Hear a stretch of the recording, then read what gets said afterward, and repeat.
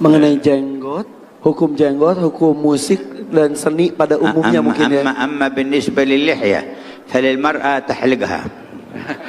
Adapun janggut, maka perempuan harus cukur habis, nggak boleh punya janggut. أما بالنسبة للرجل فيسن له إعفاء لحيته. Adapun orang laki-laki ya memang disunnahkan untuk piara janggut. ثم الأخذ من جوانبها وردت أيضا به السنة لتحسينها. Kemudian juga mengambil dari sisi-sisi janggut tersebut, merapikannya, itu adalah sesuatu yang baik dan disunahkan agar kelihatan rapi. أما حلقها فبين فقهاء الإسلام خلاف أهو مكروه أو حرام. Adapun mencukur habis itu, maka itu menjadi perbedaan pendapat antara para ulama-ulama dalam agama Islam. Ada yang mengatakan itu makruh, ada juga yang mengatakan itu haram. Oke. Kalau musik dan juga seni pada umumnya hukumnya apa? ذكرت الموسيقى. نعم.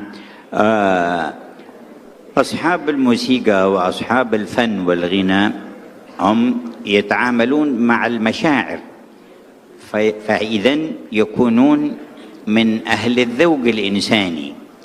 فالذي يتعامل مع المشاعر أجدر بأن يدرك حقائق ما يسعد به الإنسان وينعم، فيطرب بالكلام الطيب الحسن ويطرب بذكر الله تبارك وتعالى وتطمئن قلوبهم بذكر الله.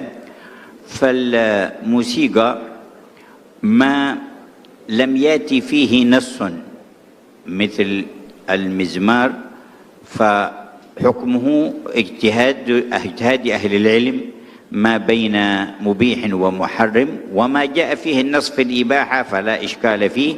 والموسيقى بأصنافها بحسب ما تثير، إن أثارت مثارات ومشاعر الخير فهي من الخير، وإن أثارت مشاعر شر من بغضاء بين الناس أو تقاتل بينهم أو فعل محرمات أو حث على تناول مسكرات فهي شر بحسب ما تثير في بال الإنسان وفي عقله. Beliau mengatakan tentang pemusik.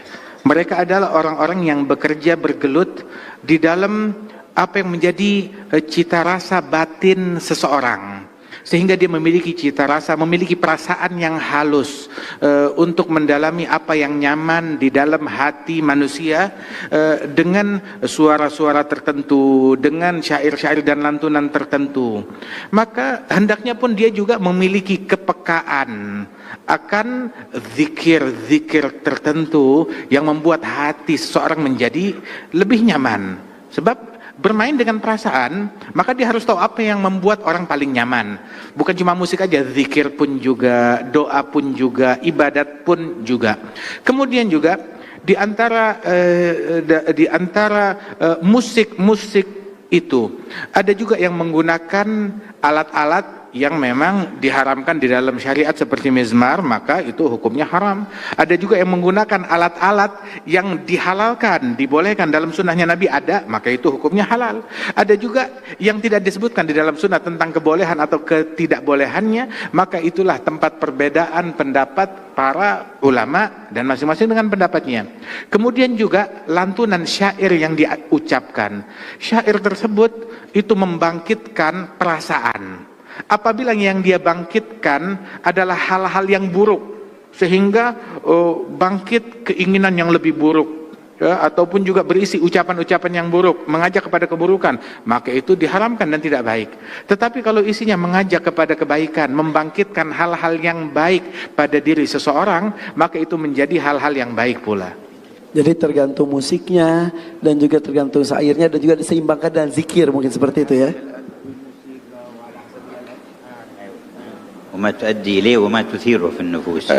Dan tergantung dari apa yang digunakan begitu, dan mengakibatkan apa di dalam nafsu seseorang. فإن نفس الإنسان قابلة للتأثر سلبا أو إيجابا. Sebab nafsu seseorang itu, dia itu mudah terpengaruh, baik pengaruh positif ataupun pengaruh negatif. فبعض الأغاني وبعض الموسيقى وبعض الصوت الحسن يحفز الإنسان لأن يبر والديه أو يحسن لأرحامه أو يسامح من آذاه أو يكون على استقامة فهذا كله من الخير وداخل في الخير. Ada beberapa musik yang isinya itu penuh hikmah. Ngajak orang untuk bakti kepada orang tua, cinta kepada ibunya, kepada ayahnya, bakti kepada mereka. Ngajak orang untuk silaturahmi, ngajak orang untuk bikin ketaatan, untuk berderma, untuk peduli kepada sesama. Ini adalah bagian dari kebaikan dan bagian daripada dakwah juga. Dan ini adalah hal yang baik. ولما كان ينشد شعر سيدنا حسان في مدح النبي صلى الله عليه وسلم وذم المعاندين من الكفار مدحه النبي وقال إن جبريل وميكائيل معك ما نفحت عن رسول الله. Ketika Sayyidina Hasan bin Thabit, sahabat Rasulullah, seorang penyair, seorang seniman penyair, dia banyak membuat syair, dia mengubah syair yang isinya memuji Nabi Muhammad dan juga membela Nabi Muhammad daripada cacian dan makian orang-orang yang kafir.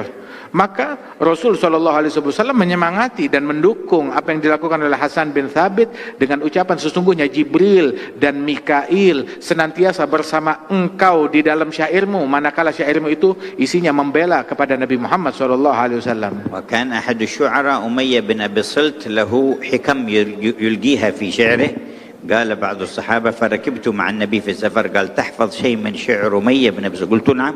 فقال فأنشدني فأنشدته بيتا فقال هيه أي زدني فأنشدته بيتا فقال هيه فأنشدته بيتا حتى فقال هيه حتى أنشدته 100 بيت. Dulu ada seorang seniman penyair dari orang Arab terdahulu sebelum Nabi Muhammad, namanya Umayyah bin Sult, yang mana dia ini banyak mengucapkan syair-syair yang isinya kebaikan dan penuh hikmah. Pernah satu kali Nabi bertanya kepada seorang yang ada di situ, sahabat beliau yang banyak hafal syair, bilang, apa kamu hafal daripada syair-syairnya Umayyah bin Sult? Maka dia bilang, iya saya hafal. Maka diucapkan 1-2 bait syairnya Umayyah bin Sult. Kemudian Nabi berkata, yakni tambahkan lagi, ada lagi gak?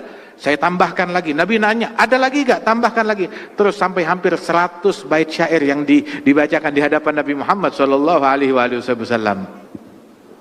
وكما تتأثر مشاعر الإنسان بالصوت الحسن وبالأنغام المناسبة فكذلك تتأثر بالنية الصالحة وبالرحمة وبإرادة الخير وبالقيم الفاضلة تأثرا أكبر. Sebagaimana nafsu manusia, dia mudah terpengaruh dengan suara yang indah, dengan syair yang bagus, bangkitlah perasaan seseorang tersebut. Dia bisa terpengaruh perasaannya. Begitu juga perasaan dan jiwa seseorang itu terpengaruh manakala dihadapkan dengan niat yang baik, dengan rahmat dan kasih sayang, dengan kepedulian dari seseorang, maka itu pun juga memiliki pengaruh besar bagi lawan bicara orang tersebut juga. وقد دخلت سيدنا أبو بكر على السيدة عائشة وعندها جاريتان تغنيان ورسول الله صلى الله عليه وسلم مضطجع فقال أمزمور الشيطان في بيت رسول الله ففتح النبي وجهه وقال دعهما يا أبا بكر فإن لكل قوم عيد وهذا عيدنا. Pernah satu kali Sayyidina Abu Bakar masuk ke rumah putrinya Siti Aisyah, istri Nabi Muhammad. Bersama Siti Aisyah ada teman-teman mainnya, anak-anak begitu, gadis-gadis kecil begitu, yang mana mereka ini melantunkan nyanyian syair-syair yang baik bersama Siti Aisyah, dan di situ ada Rasulullah Shallallahu Alaihi Wasallam dan Nabi sedang menutup wajahnya. Sayyidina Abu Bakar saat masuk, maka dia memarahi Siti Aisyah putrinya, masa iya ada suara syaitan dan lantunan syaitan di rumah Nabi Muhammad? Menegur Siti Aisyah. Maka Nabi Muhammad menoleh ke arah Sayyidina Abu Bakar As-Siddiq dan berkata, biarkan wahai Abu Bakar, enggak sejauh itu maksudnya Rasul sallallahu alaihi wasallam. Sesungguhnya ini adalah hari Id, hari lebaran, kata Rasulullah sallallahu alaihi wasallam, maka biarkan mereka melantunkan daripada lantunan dan syair-syair yang tidak mengandung keburukan di dalamnya itu. Seperti itu. Jadi Alhamdulillah. intinya berlomba-lomba dalam kebajikan. Para pengusaha dengan jiwa entrepreneurnya lakukan yang terbaik. Para seniman lakukan dan kehalusan hatinya dan karya-karyanya berikan yang terbaik untuk kemaslahatan umat. Intinya seperti itu ya. Betul, baik. Habib Zindan, tolong sampaikan kepada Habib Umar, sudilah kiranya menutup acara malam hari ini dengan doa. Doakan kami semua menjadi kekasih Allah. Doakan kami semua menjadi umatnya Nabi Muhammad SAW sampai dengan akhir zaman nanti. Yuk teman-teman.